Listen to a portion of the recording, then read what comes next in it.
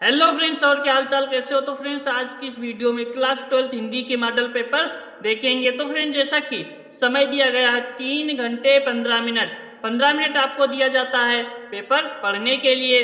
तो फ्रेंड्स, आपका पूरा अंक 100 नंबर का होता है हिंदी का। तो फ्रेंड्स, आज की इस वीडियो में इसमें से 10 जितने बहुविकल्प पेपर्स हैं उससे सॉल्व करेंगे और देखेंगे कौन कितने नंबर का आता है। जैसा कि फ्रेंड्स, सबसे पहले बहुविकल्पीय दिए गए हैं तो बहुविकल्पीय छोड़ते हैं, सीधा आ जाते हैं गद्यांश पर।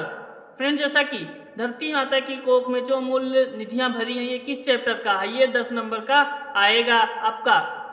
जैसा कि उपयुक्त गद्यांश का संदर्भ लिखिए, धरती वसुंधरा क्यों कहलाती है, यह प्रश्न इसी में इसका उत्तर है, इसी पैराग्राफ में इस प्रश्न का उत्तर होता है। रेखांकित अंश की व्याख्या कीजिए। तो फ्रेंड्स, यहाँ से धरती माता यहाँ से लेकर होना चाहेगा, यहाँ तक आपको व्याख्या करना होगा। तो फ्रेंड्स, नेक्स्ट बढ़ते हैं, या फिर अथवा लगा आप इस गद्यांश को सॉल्व कर सकते हैं। अब आते हैं पद्यांश की ओर। जैसा कि फ्रेंड्स, इसमें भी अथवा लगकर आता है, इसमें भी अथवा लगा हुआ है। लज्जाशील पथिक महिला जो कहीं दृष्ट आई है, आपके चैप्टर 1 ही है, पवन दूतिका वाले चैप्टर से ये पद्यांश लिया गया। उपयुक्त पद्यांश का संदर्भ लिखिए, रेखांकित अंश की व्याख्या कीजिए। तो ये सभी आप इसी चैप्टर से लिया गया है, पवन दूतिका। और फ्रेंड्स, इसमें आपको 3 लेखक दिए जाएंगे। आचार्य हजारी प्रसाद द्विवेदी, इनका साहित्यिक परिचय तो करा ही दिया गया है।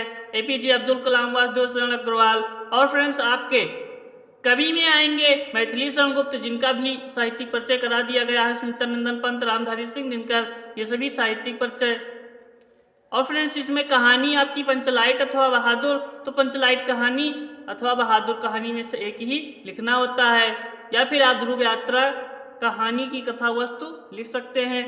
या फिर नेक्स्ट 7वां प्रश्न है खंड काव्य। खंड काव्य में आपके जो खंड काव्य होता है, श्रवण कुमार खंड काव्य, या फिर जो खंड काव्य होगा उसे लिखना होगा। और फ्रेंड्स, सीधा आ जाते हैं खंड खा पर। खंड खा में ससंदर्भ हिंदी में अनुवाद कीजिए। अब संस्कृत में दिया गया है, इसका संदर्भ लिखकर हिंदी में अनुवाद करना होगा। और फ्रेंड्स, ससंदर्भ हिंदी में अनुवाद कीजिए श्लोक का। और फिर आ जाते हैं यहाँ पर व्याकरण वाले प्रश्न। व्याकरण वाले प्रश्नों में मुहावरे हैं। और फ्रेंड्स, मुहावरा हो गया,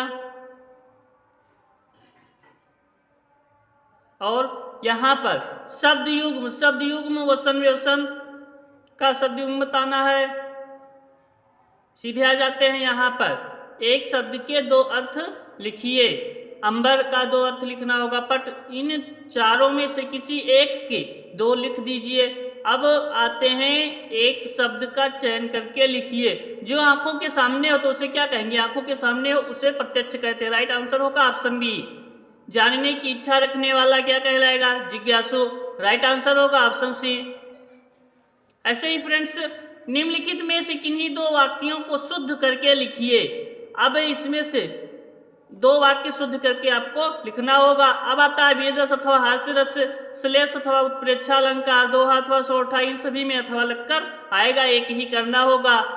बैंक में खाता खोलने के लिए बैंक प्रबंधक को आवेदन पत्र लिखिए या फिर कर सकते हैं। और निबंध लिखने के लिए आएगा। तो ओवरऑल आपका ये होता है मॉडल पेपर समाप्त। अब सीधा कर लेते हैं जल्दी से बहुविकल्पीय को।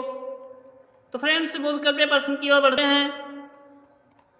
बहुविकल्पीय प्रश्न आपका आ जाता है, बहुविकल्पीय प्रश्नों की ओर देखेंगे। तो फ्रेंड्स, फर्स्ट बहुविकल्पीय शिक्षा का उद्देश्य निबंध के लेखक हैं, इसका राइट आंसर होगा दूसरा, संपूर्णानंद। लल्लू लाल की रचना है, लल्लू लाल की कौन सी रचना है, प्रेम सागर। पर्दा कहानी के लेखक हैं यशपाल। आवारा मसीहा के लेखक हैं। और फ्रेंड्स, आवारा मसीहा के रचनाकार कौन है, इसका राइट आंसर होगा ऑप्शन ए को होगा, विष्णु प्रभाकर। बाणभट्ट की आत्मकथा के लेखक हैं, तो इसका हजारी प्रसाद द्विवेदी। अब कामायनी किस युग की रचना है, तो कामायनी किस युग की रचना है, इसका राइट आंसर होगा आप छायावादी युग। निम्नलिखित कवियों में से कौन प्रगतिवादी युग का है, तो फ्रेंड्स, इनमें से कौन प्रगतिवादी युग की है, अग्रदास। तार सप्तक का प्रकाशन वर्ष है, तो तार सप्तक का प्रकाशन वर्ष है 1943 ईस्वी। द्विवेदी युग की रचना नहीं, इसमें से कौन सा द्विवेदी युग की, कामायनी नहीं है। अष्टछाप के कवियों का संबंध भक्ति काल की कौन सी शाखा से है, तो फ्रेंड्स, आप इसे कर लीजिएगा। तो मिलते हैं नेक्स्ट वीडियो में, तब तक के लिए थैंक्स फॉर वॉचिंग।